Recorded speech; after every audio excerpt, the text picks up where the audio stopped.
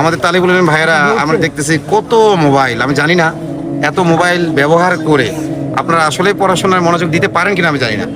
এই যে মোবাইলের যে অ্যালগরিদম, যে সফটওয়্যারের যে অবস্থা, এগুলো বানানোই হয়েছে আপনার মনোযোগ সবসময় আকর্ষণ করার জন্য। সেইভাবে মানার চেষ্টা করে, শুধুমাত্র প্রচারের মধ্যেই ক্ষান্ত থাকে না। আমরা প্রতিদিন দোয়া করি ইহদিনাস সিরাতাল মুস্তাকিম সিরাতাল্লাযীনা আন'আমতা আলাইহিম গায়রিল মাগদুবি আলাইহিম ওয়ালাদ-দাল্লিন। মাগদুব আলাইহিম কারা? হুমুল্লাযীনা ইয়ালামুনা ওয়া লা ইয়ামালুন, যারা জানে কিন্তু আমল করে না, এরা কারা?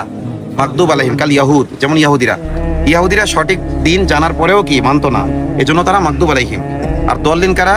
হুমুল্লাযীনা লা ইয়ালামুনা ওয়া লা ইয়ামালুন, যারা জানেও না এজন্য সঠিক জিনিসটা না জানার কারণে মানতে পারে না, এরা হলো কি দল্লিন বা পথভ্রষ্ট। তো একটা ছাত্র যখন বাড়িতে থাকে, অর্থাৎ মাদ্রাসায় ভর্তি হওয়ার আগ পর্যন্ত সে দল্লিনদের অন্তর্ভুক্ত। এখন মাদ্রাসায় ভর্তি হওয়ার পরে আপনি সিরাতে মুস্তাকিমেও উঠতে পারেন, আবার সিরাত মাগদুব আলাইহিম হয়ে যেতে পারেন। আল্লাহ হেফাজত করুন। তো আল্লাহ সুবহানাহু ওয়া তাআলা আমাদের সকলকে দিন জেনে মানার তৌফিক দান করুন। যেহেতু মাগদুব আলাইহিমরা জানে কিন্তু মানে না, আর দল্লিনরা জানেও না মানেও না, তাহলে সিরাতে মুস্তাকিমে কারা আছে? যারা জানে এবং মানে। নাবিয়িন, সিদ্দিকিন, শুহাদা, সালেহিন তারা সবাই একটা কমন গুণে গুণান্বিত, সেটা হলো তারা জানতেন এবং মানতেন। জানার চেষ্টা ও মানার চেষ্টা, এটা যার মধ্যে থাকবে সেটা সিরাতে মুস্তাকিমের মধ্যে আছে। আর বিশেষ করে গুনাহ থেকে বেঁচে থাকবেন। এগুলো ডিজাইন করা হয়েছে, এমনকি অনেক অ্যাপের মধ্যে এখন কালো জাদু আছে।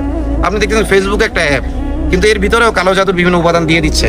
এটা আমাদের ওলামারা যারা অভিজ্ঞ তারা আমাদেরকে বলতেছেন, সতর্ক করতেছেন।